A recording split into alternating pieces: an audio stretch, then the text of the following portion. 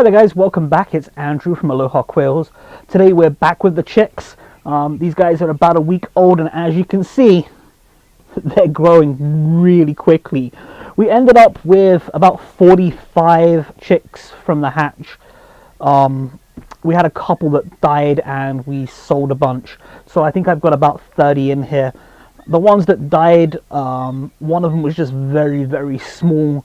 I'm really surprised that it even made it out of the egg.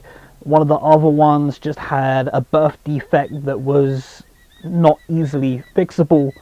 I gave it a chance, I helped it to water, I helped it to food, and it just didn't make it. So the guys in here are doing really, really well. I'll bring you guys over closer so you guys can take a little look a little bit later on. So our waterer is working really, really well. Having it on the mesh works great. You can see how we do it in our last video. I've been adding fresh pine chips to this. We just actually did a swap out. We tend to do it about once a week, where we basically take out all of the pine shavings and replace them with new ones. Other than that, we add every couple of days just to cover up the waste, keep the quails cleaner and happier. Today we're going to be looking at food for chicks. So I feed my quails a 30% protein game bird starter. So it's a game bird or turkey starter. Now it does really, really well for my quails. My quails basically live their whole life on it. I understand some people think that you should take it down to 22-24% protein, otherwise you'll end up with birds that are too fat. From my understanding and from my reading, protein does not affect the amount of fat in your birds. Fat from protein can only be gained from consumption of too many calories. So if you overfeed a quail, it's going to get fat. But that being said, we feed our quails, and most people do feed them a continuous feed system. They don't get allocated X amount of feed per bird. It's impractical. They're just able to eat whenever they want.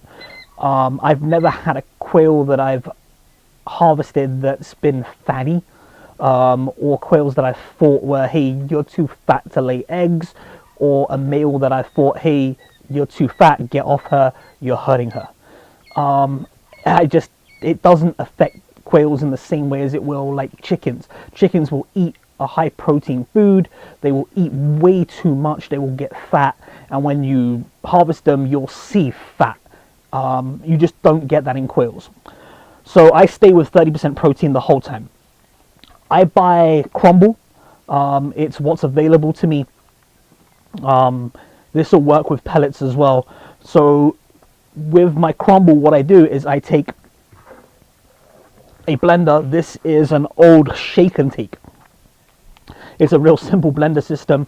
I fill it up about a third of the way with food, and all I do is just run the mixer. You can do it in a food processor, you can do it in a blender.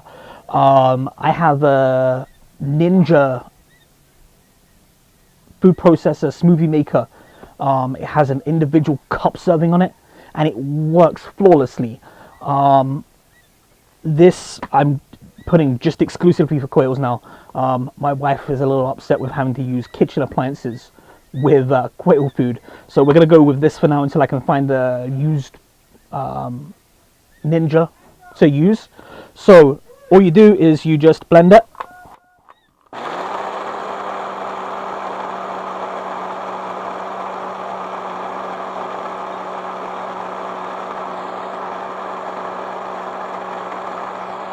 And all you're going to do is blend it. All you're going to do is blend it until you get a fine powder in there. That powder, the chicks will eat it up. These guys will get this for about 2 or 3 weeks. And then what I'll do is I'll blend some, mix in some crumble with it, and I'll add that in there for a week so they get used to associating the crumble with the powdered food, and then I'll switch just off to the crumble on its own, and then they'll get that on their own. With my food, what I do is I grind it in here, I pour it into this jar. This jar holds 1 pound of food in the powder form, or the light powder form. That allows me to know how much I'm feeding my quails and how much food they're getting. These guys get fed once in the morning and once in the evening. and we use a trough feeder. So for the first week they were fed from a paper plate or from a paper towel. We just lay that in there, put the food in it. Once they get a little bit bigger, we change over to a trough feeder and they'll eat from this. They might be small enough to get in through the holes and get out through the holes, that's fine. It's no different than just a flat tray method. These trough feeders work great for chicks. As they get a little bit bigger, what we'll do is we'll put a block of wood underneath it to raise it up so that it keeps them off of the top of it and it keeps it cleaner. So let me go ahead and grind this up. I'll bring you in a little bit closer, show you the trough feeder and show you guys feeding them from it. Okay guys, so I finished grinding my chick feed. I did the whole jar, so that's 1 pound. I put about 1/3 of a jar inside the feeder. That'll do them for this evening. As you can see, they're having fun with this. They'll get in it, they'll pick at it. The ones that don't fit will just lean through and get it. They're right at that size where it's awkward for them. They either fit inside or they don't. So some will be able to fit in, others won't, but they will get enough feed out of this. There's enough in there where they can reach it if they can't fit in. I've never had a quail get stuck. I suppose it could be a possibility where one is just too big to get in and he just wedges himself in there. But I check these guys a few times a day. And as I said, I've never lost anybody because they've been stuck in the feeder.